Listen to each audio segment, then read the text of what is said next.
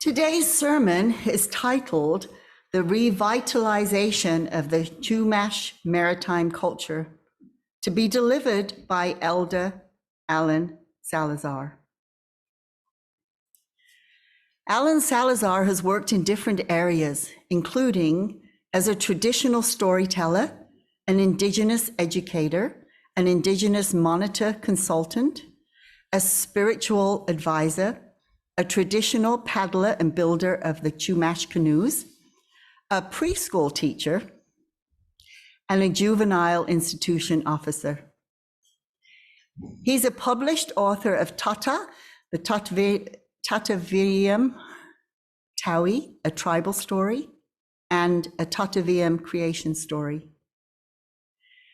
He's a founding member of the Kern County Native American Heritage Preservation Council and the Chumash Maritime Association, and a member of the California Indian Advisory Council for the Santa Barbara Museum of Natural History, and has served as a community advisor with the Ventura County Indian Education Consortium for over 24 years.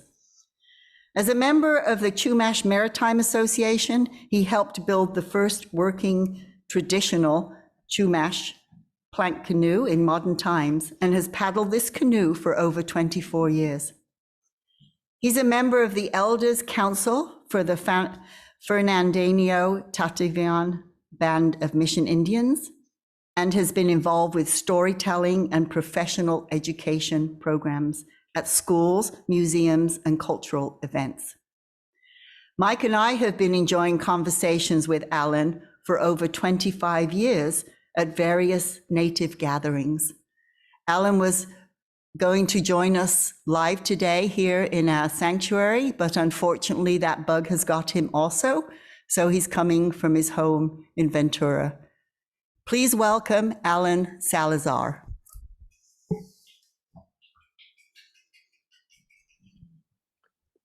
Amanat Netawan Alan Salazar, Netawan Huchukyayak, Netawan Chumash, Netawan Tataviam, Pesekva Nukasin, Goyanga Tapo Nukasin. Hello, I'm Alan Salazar, fast runner. I am Chumash and Tataviam on my father's side. And I come from the village of Pesekva, which is San Fernando, California. It's where I was born and where my tribal ancestors come from.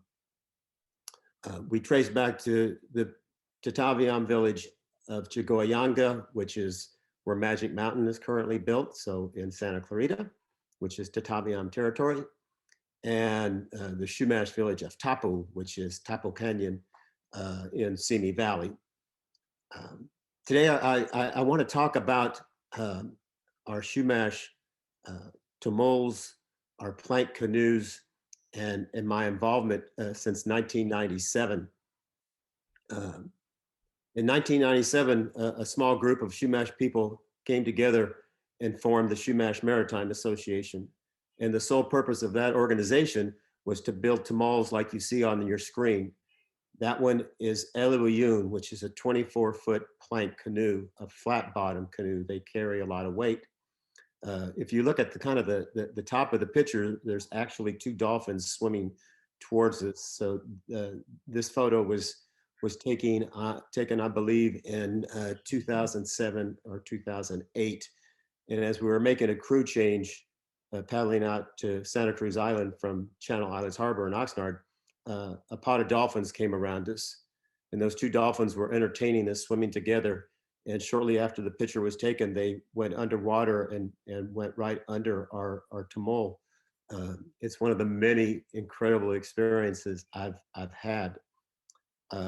As was said earlier, the Chumash, we've been building these plank canoes for thousands and thousands of years. They're very unique. There's only two tribes on the whole West Coast. So you can go from Alaska to the tip of South America, and the only two tribes that built plank canoes were the Chumash and the Tongva. And the Tongva are the Chumash to the south of us.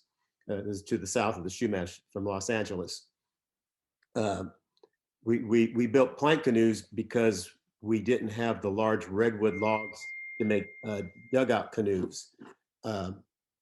And we came up with a technology of when we found large logs, redwood that would drift down from Northern California, or pine or cottonwood trees locally, we would drive whale bone rib wedges into those logs, 3 or 4 wedges, a couple feet apart, and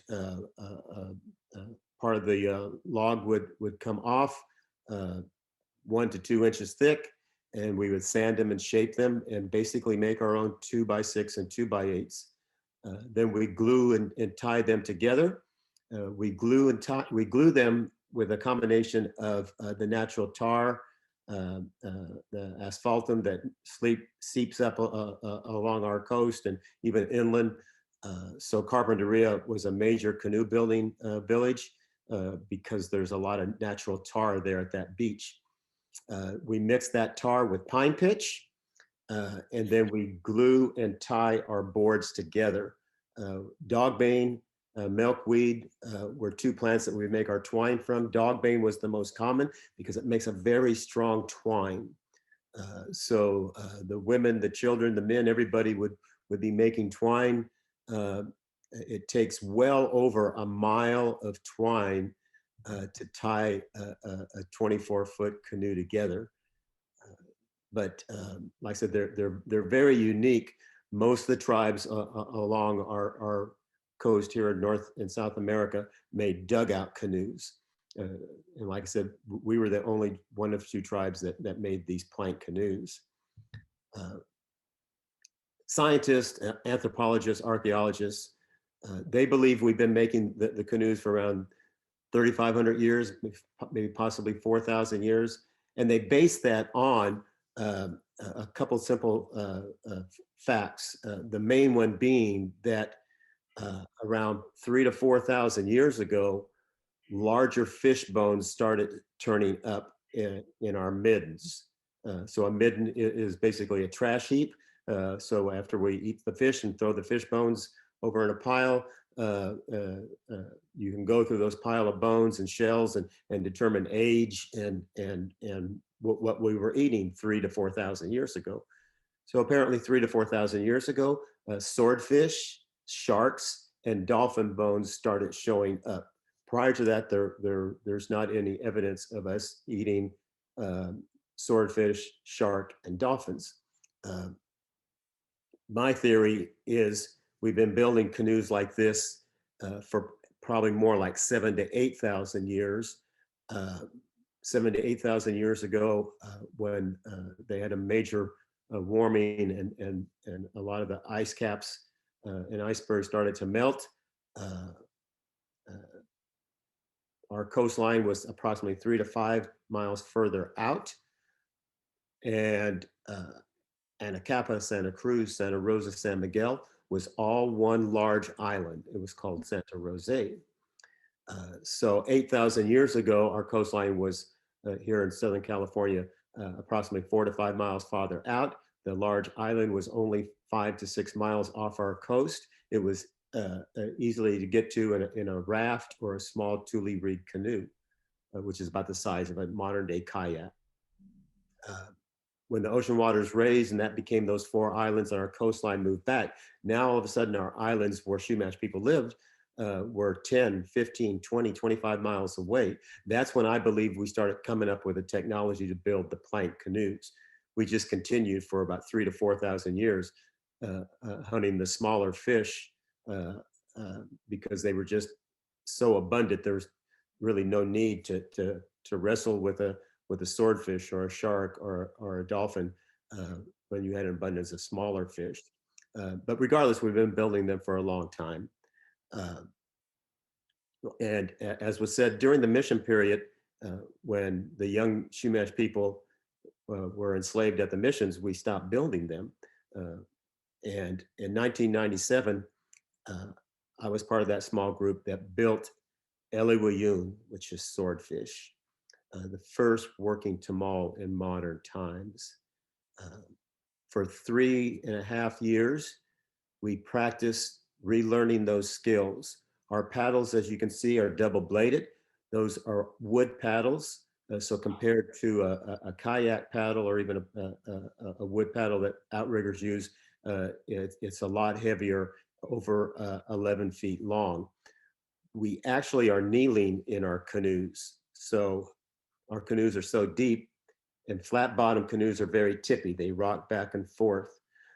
So in order to stabilize them, you line the bottom of your canoe with some weight. My ancestors would put large rocks between the paddlers. And as they caught fish, they would throw out 20, 30 pounds of rocks as they caught 20, 30 pounds of fish. So we lined the bottom of our tamols with sandbags. In the 24-foot tamol Illiwiyun, we put about 350 pounds of ballast sandbags. This tamol that you're looking at right now is a 32-foot long tamol from Santa Ynez. Its name is Muptamai, which is ancient memories. We lined that with 3 rows of sandbags, each sandbag weighing approximately 30 to 35 pounds. So there's over 600 to 700 pounds of ballast in that tamol.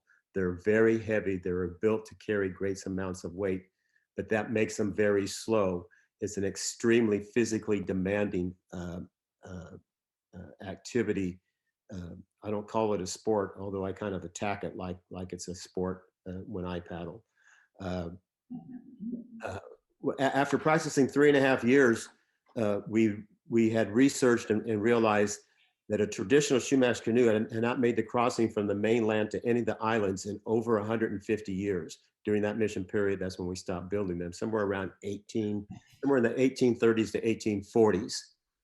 So we practiced long paddles from Santa Barbara to Carpinteria. We would have support boats following us. We would make crew changes to get fresh paddlers in. We knew it was going to be a long journey. We were figuring around 8 to 10 hours. It actually took us almost 12 hours the first crossing. And on September 8th, 2001, we felt we were ready.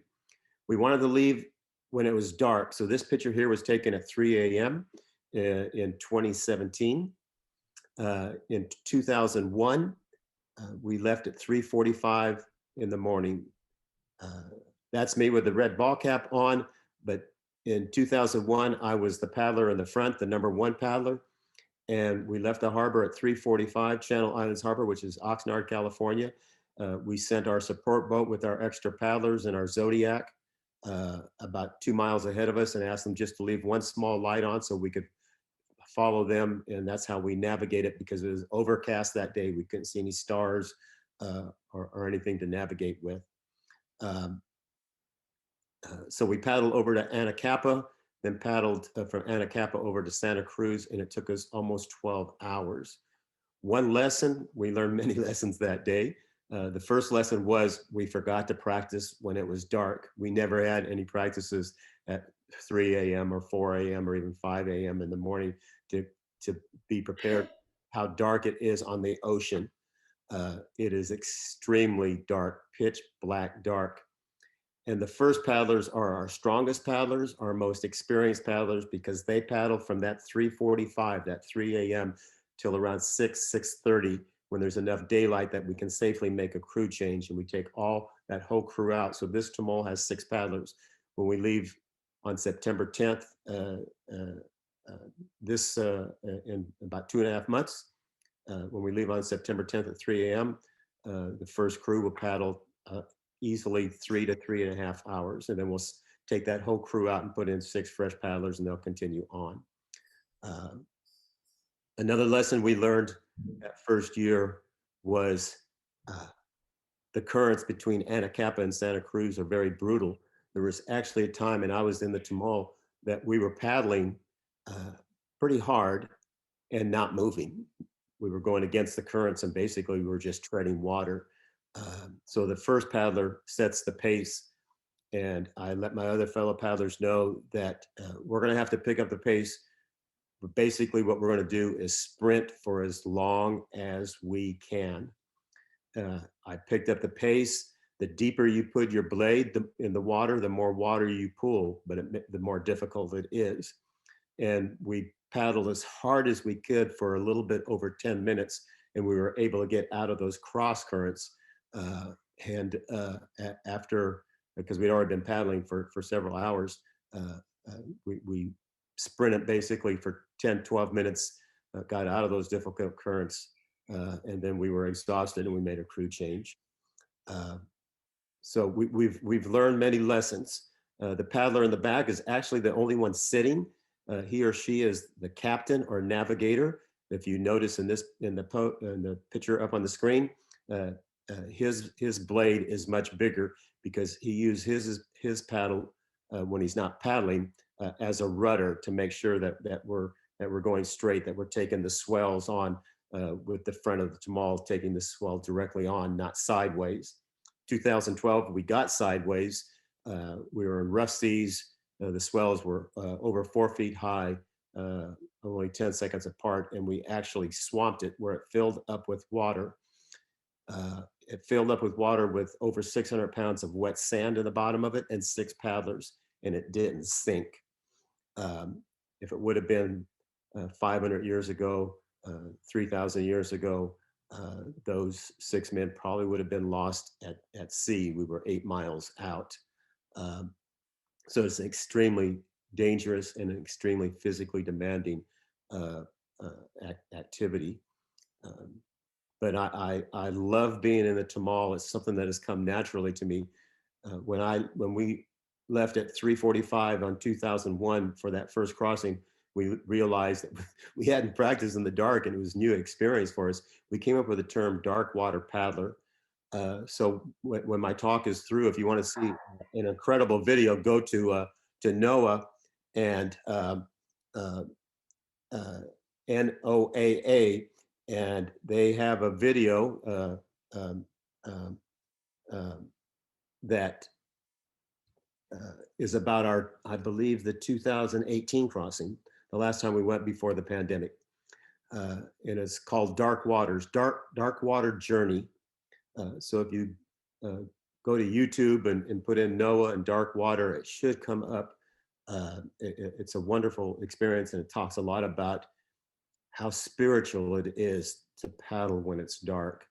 But even in the daytime, when we're out there in open water in a 24 or 32 foot canoe, as I've said several times, it's extremely physically demanding.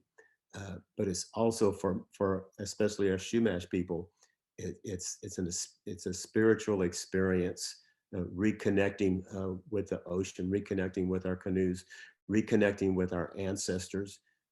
It is extremely important to us. It's probably one of the most important parts of our culture, and was probably one of the biggest inventions we came up with, was the plank canoe. The men that build the canoes, paddle in them, were called the Brotherhood of the Tamal. And the Brotherhood of the Tamal was a very highly respected part of the Chumash culture. If you were a member of the Brotherhood of Tamal and you were in your tamal paddling up and down the coast, and you were from the village of Shishalope, which is Ventura, and we paddled up to Suptun, which is the village there in Santa Barbara, right by the harbor where we have our practices. You would be welcomed because those men were highly respected.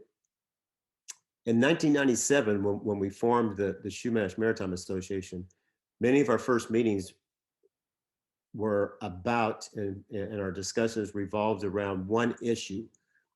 Should we have women helping us build our tamals, and should we have women paddle in our tamals? I'm a storyteller, and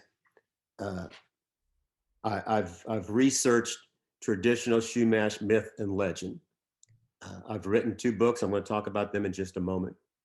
But the book I'm working on right now, my 3rd book, is a traditional Chumash myth and legend coyote rescues hawk. The reason I chose that for our third book is it has a tamol in it. It's a central part of the story.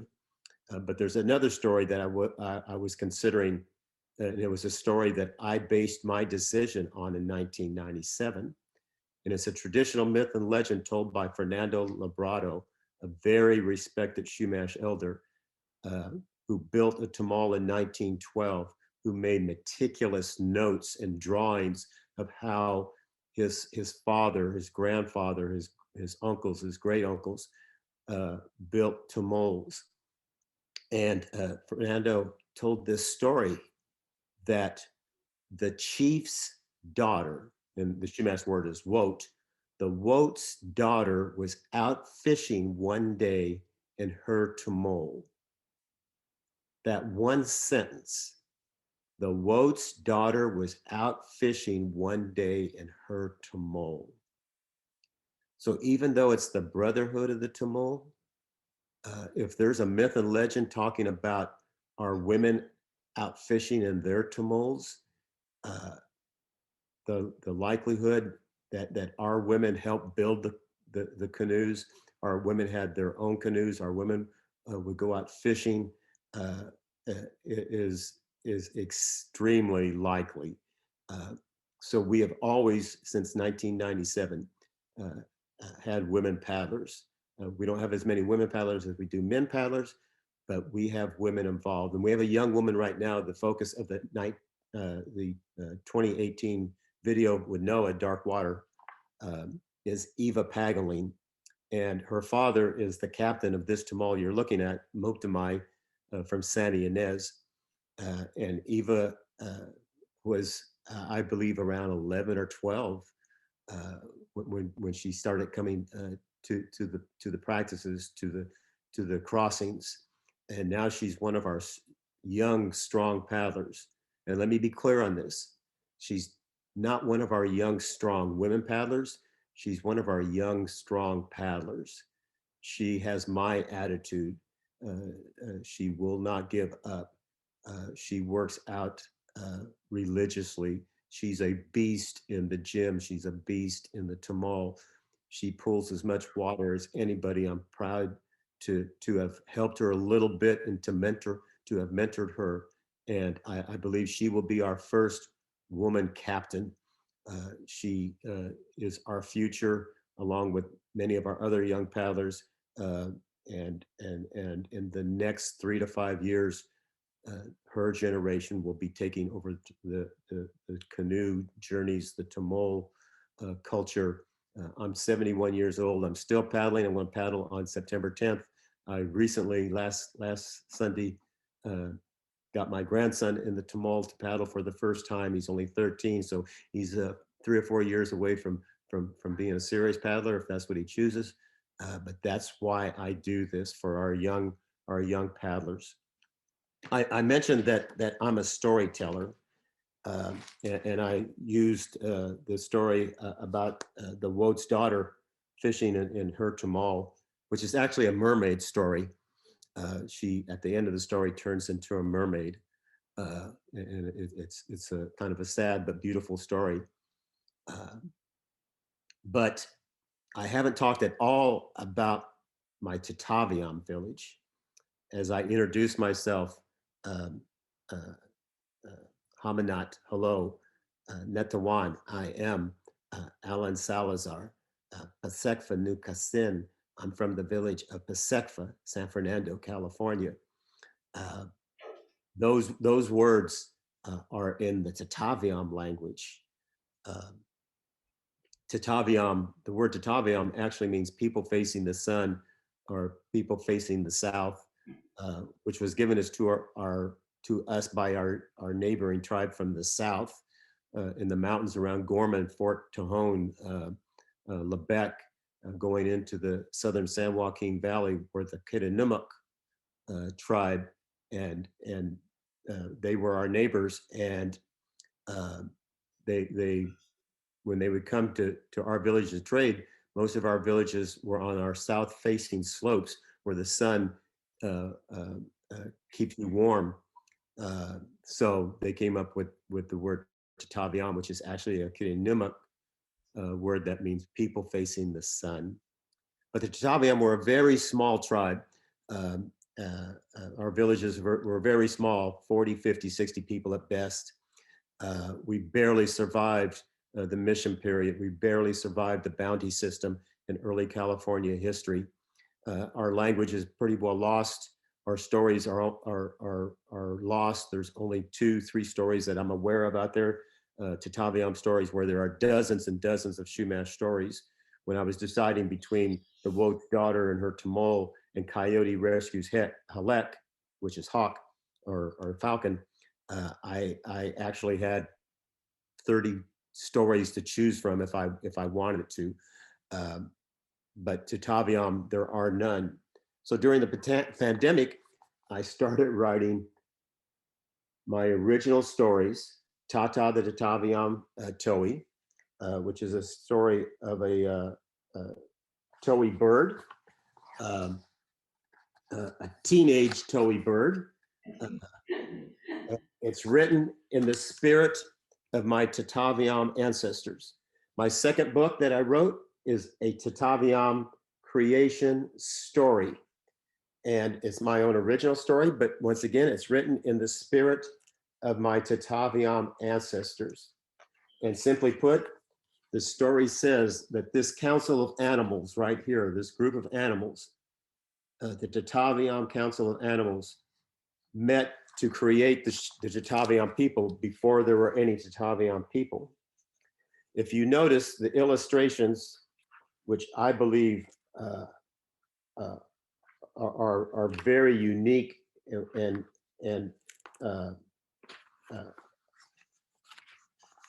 help sell our books, the illustrations were done by a wonderful artist named Mona Lewis, this beautiful woman right here.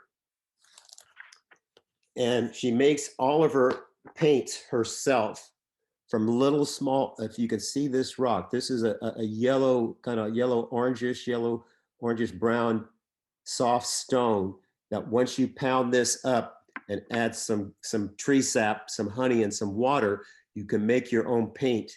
It's the way our rock art paint was made by the Chumash. It's the way Tataviam people made their paint. It's the way tribal people have made their paint for thousands of years all around the world. And that's how Mona makes her paints. I go out and collect little ochres like these. She pounds them up and she makes her own paints the way tribal people have made paints all the time. If I'm hoping that someone can put that website right there where we have questions, www.sunspritehandwork.com.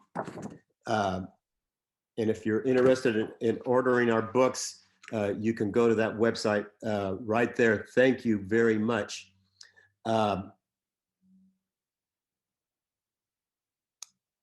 close with a request.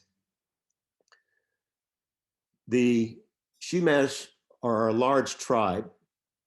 We are actually 6 separate smaller tribes that were lumped together as Chumash. The word Chumash means shell bead money makers. We traded that shell beads for many things, and those shell beads have been found hundreds and hundreds of miles away in villages of different tribes throughout all of California, into Nevada, Arizona, and New Mexico. But the only federally recognized Chumash tribe are the Santa Ynez Chumash. They are approximately 300 tribal members. There are approximately maybe 600-700 Santa Ynez Samala Chumash people. That is less than 10% of all Chumash people. There are 7, 8, 9,000 people that have Chumash ancestry. The Northern Chumash, the Barbareño Chumash, the Ventureño Chumash, the Island Chumash, the Mountain Chumash, they are all federally non-recognized. My Tataviam tribe The Fernandino Tataviam Band of Mission Indians is a fairly non-recognized tribe, which means we have no land. We don't have a reservation. Our land was taken from us. That's why at the beginning of the service, it was said that you're on the unceded land of the Selenian and Chumash people. We did not sell our land. We did not sign a treaty with the US government. Our land was taken from us. There is a process to get federal recognition. And if someone could type in Fernandino Tataviam Band of Mission Indians into the question, into that little page right there, you can help us by simply going to the Bureau of Indian Affairs, BIA.gov. And when you go to BIA.gov, they have their little bar right there, and you type in OFA. And what will come up will be the Office of Federal Acknowledgement. That is a whole department that what they do is review petitions of tribes that are trying to get federally recognized. My Fernandino Tataviam tribe is currently under review. We're about halfway through.